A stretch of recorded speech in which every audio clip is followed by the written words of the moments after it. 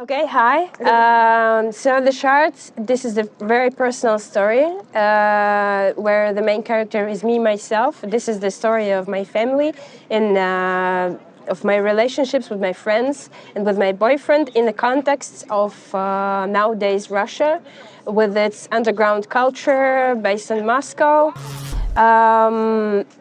Because of the structure, I think, and because of the feeling that everything is like the old version of world was broken, and there are just these pieces. And on one hand, this is the sad fact, and on the other hand, like you have these pieces, and you probably can create something new of it. So yeah. Exactly. I was hiding at the very beginning of 2022 in winter. I moved to Georgia to work there on other documentary project, which was never released. It was just some spontaneous decision. And when in February, all my friends, like many people that I know, they moved immediately to Tbilisi and Georgia. I had to go to Russia because I wasn't prepared for like full immigration, and I wanted to see my parents, which are quite old. And to see what's going on. So at the very beginning of the film, you can see the plane. This is the plane that takes me from Tbilisi to Moscow.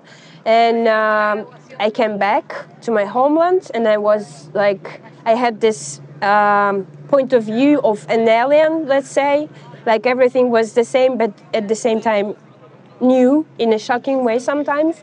Then I started to shoot everything because a lot of documentary filmmakers in Russia were at the same situation where you don't know for what now, but you feel that you have to capture the reality because it could be something important for the future.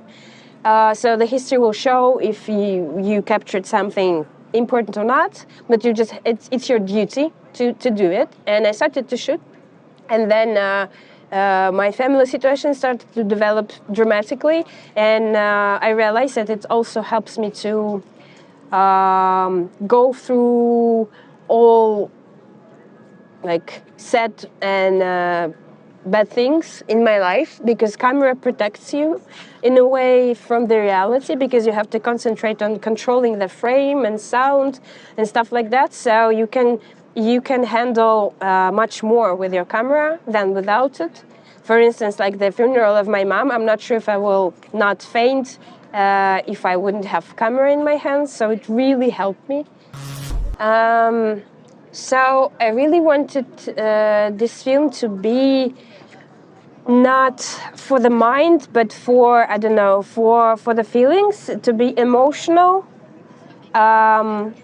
So I refused to put any explanations, and of course, I knew that it could be challenging, especially for foreign viewers, to understand initially what's going on.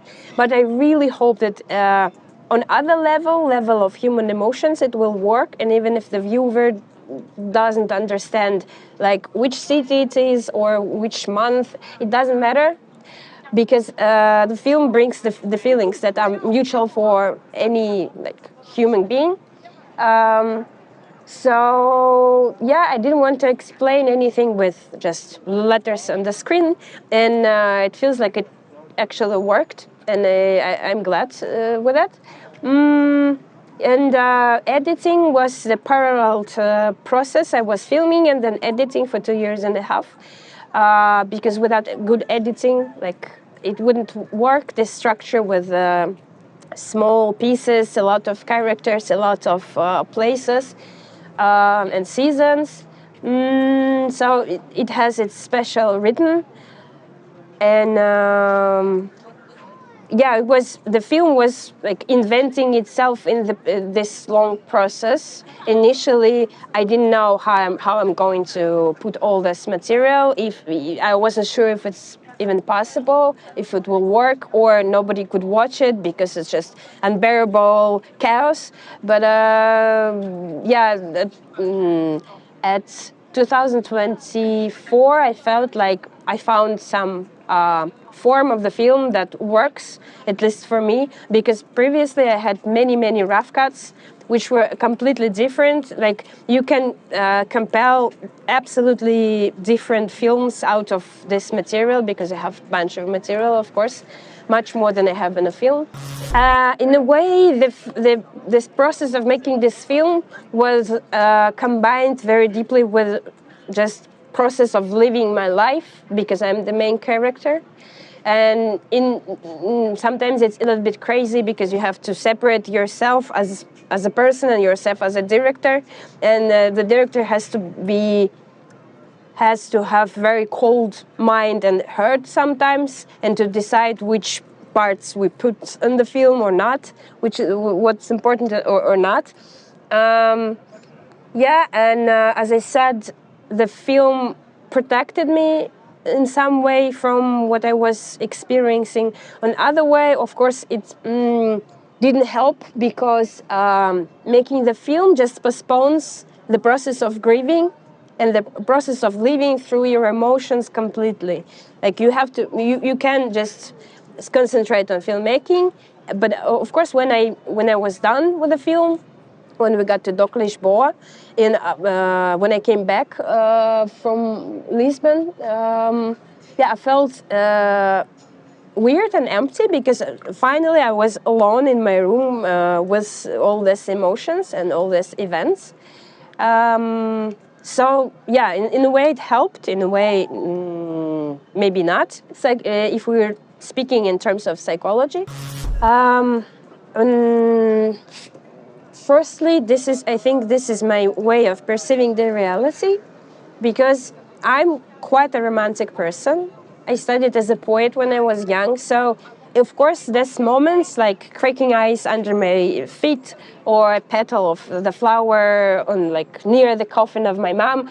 Of course, as a filmmaker, my attention drives to these moments, and I can't not shoot it.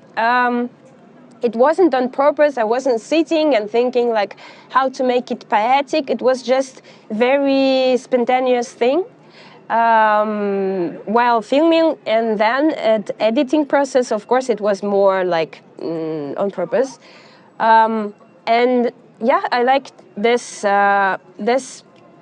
combinations of I don't want to leave the viewer with the feeling of complete desperation, of sadness, of anger. I want to I want people to feel something tender, probably, or something warm, even if we speak about some really harsh circumstances or events, because this is how I feel the life myself, and this is how I feel.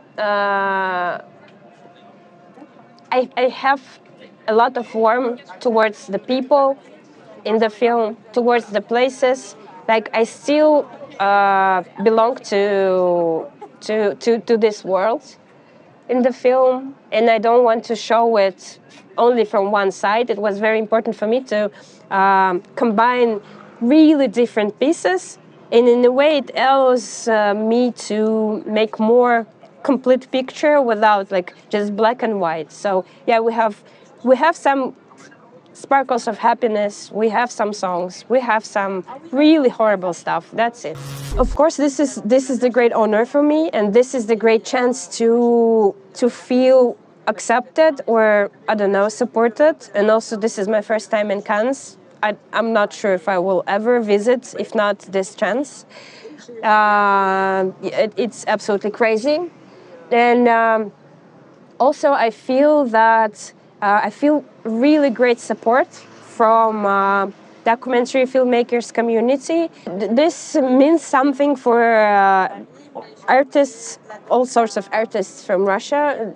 It shows that there is still some dialogue. We could be,